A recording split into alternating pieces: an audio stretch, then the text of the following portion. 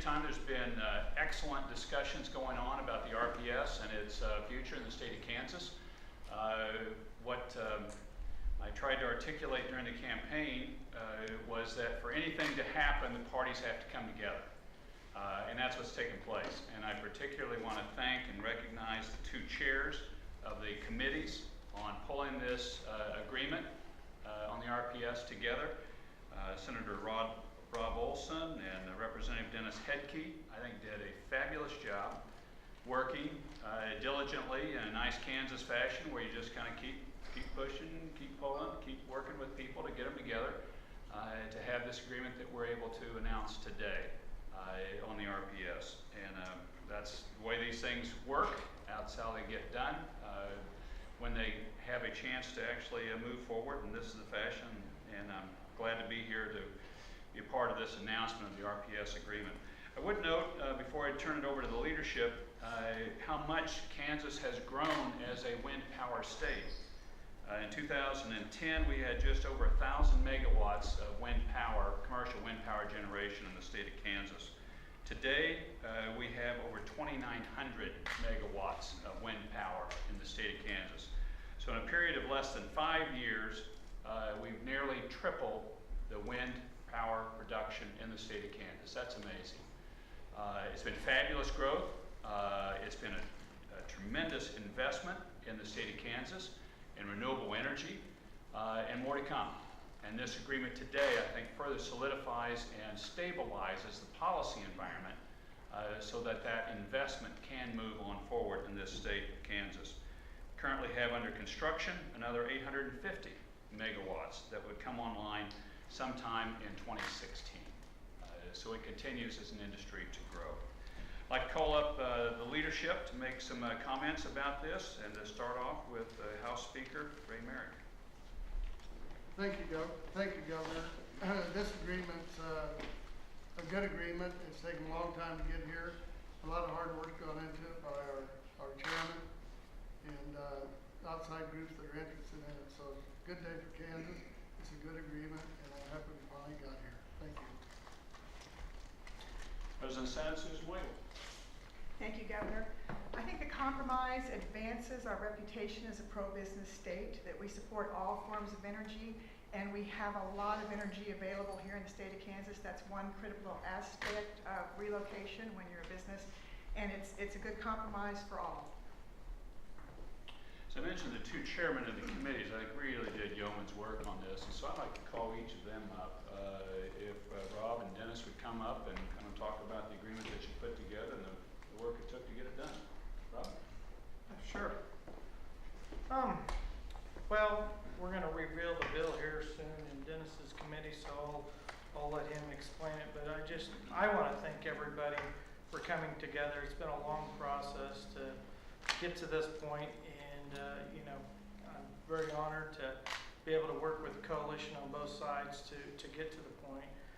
I think it's a bill that, you know, will give certainty for the long term of this state, for the win, and you know, at the same time remove the mandate. So I'll let Dennis roll it out. Sorry.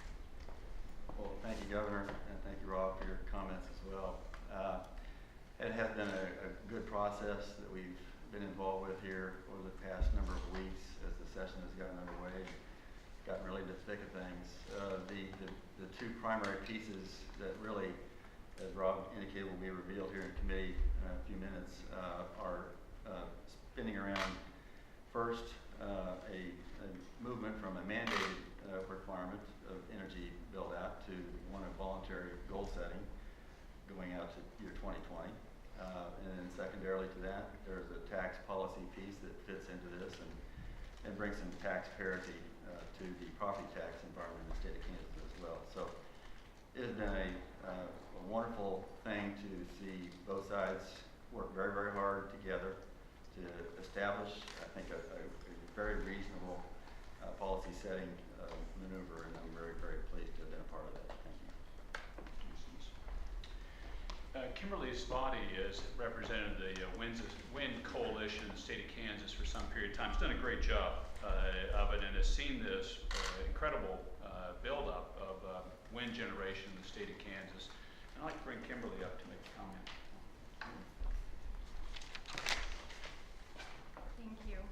So the RPS has been an economic engine for the state of Kansas since it was enacted 5 years ago.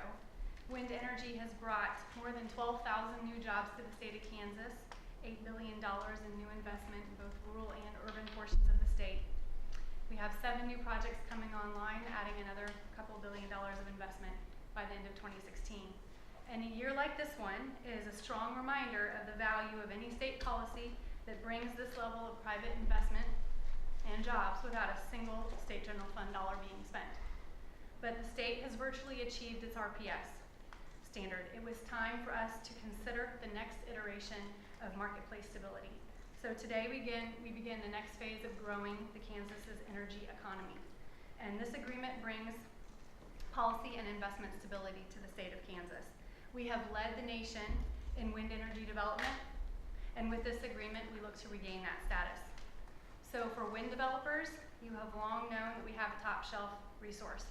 For wind energy investment, we now have a solid investment climate. For manufacturers looking to expand, we have a highly skilled and dedicated workforce and a state-of-the-art transportation network. For companies looking to be powered by renewable energy resources, Kansas offers the best product at the best price. So now let's surge past our goal and double our jobs and our investment. And I don't want to speak on behalf of Mike O'Neill or Jeff Glendenning or anyone else, but I think I would like to recognize the efforts of those who made this moment occur. So Chairman Olson and Chairman Hedke, thank you very much. Governor Brownback, thank you as well as Speaker Merrick and Senate President, and for the tax chairs as well. It was their continued support that helped bring this moment come to fruition. Thank you. And finally, Mike O'Neill with the Kansas Chamber of Commerce has been a key part of this negotiation and pulling this together. Mike? Thank you, Governor. Well, this is a good day for Kansas, and as I said in the press statement that you'll be seeing soon, the true mark of a good compromise is when parties can come together in a respectful and collegial manner, share their differences, and more importantly, work toward their common objectives. And in this particular environment, we were able to pull together with the encouragement of the governor, with the encouragement of our House leadership, both President Wagle, Speaker Merrick, and our 2 esteemed chairs, to sit down and look at how to get to yes when it seems to many on the outside it's so easy to get to no.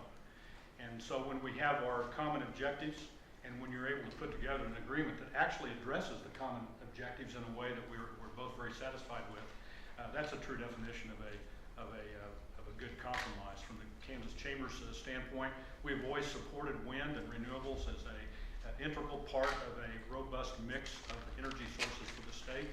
For us, it's about affordability, and it's about a free market system of delivering resources to our customers in a mandate-free environment.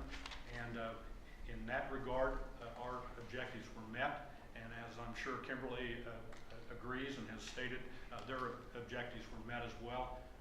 Success to all. And I appreciate the working relationship that we've been able to have, and that we can now proceed into the next phase, as Kimberly said, as true partners in this journey.